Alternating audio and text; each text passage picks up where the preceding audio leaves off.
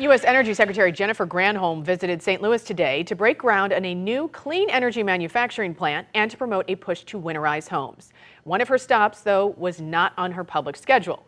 Our political editor, Mark Maxwell, tracked that down. Mark. Secretary Granholm is the second member of President Biden's cabinet to visit St. Louis in the last 2 weeks, but stopped to promote his infrastructure investments and their impact on union jobs or cheaper utility bills. However, the TV cameras weren't invited when she visited the federal government's dumping grounds for radioactive waste.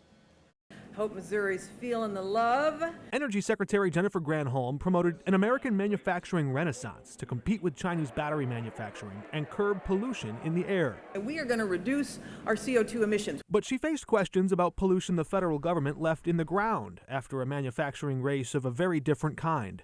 There is no doubt that we have to clean up these sites. People living near Coldwater Creek experienced elevated rates of cancer in the aftermath of the U.S. push to build the atomic bomb in the Manhattan Project. So we've got to make sure that people feel safe.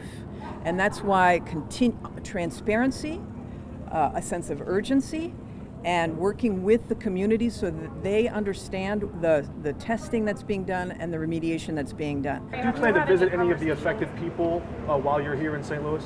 I'm hoping to visit, if schedule permitting, one of the sites that we have been active on, Department of Energy. Granholm left the groundbreaking site of an electric vehicle battery manufacturing site Tuesday morning to take a tour of radioactive waste dumping grounds alongside Congresswoman Cori Bush. And we're talking about people who are directly impacted, some of whom are sick themselves, some of them who have cancer, some of them who have buried friends. Dawn Chapman has long been one of the most persistent advocates working to draw the attention of the federal government and went there to try and see her. I'm going to try and talk to her real quick about the legacy that her agency has left across this region. But Chapman says she was turned away. Why not meet with the people affected? Do you think they deserve an apology from the federal government, from you?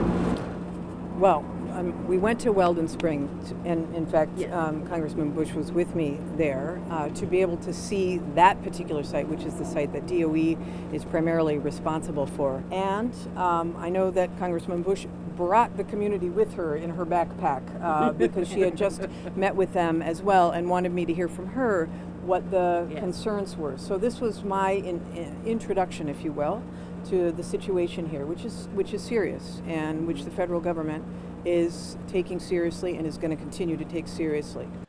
Congresswoman Bush described their conversation as the most productive one they've had yet, but wasn't quite ready to share those details with us.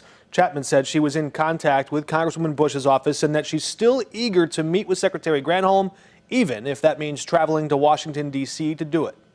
A historic hospital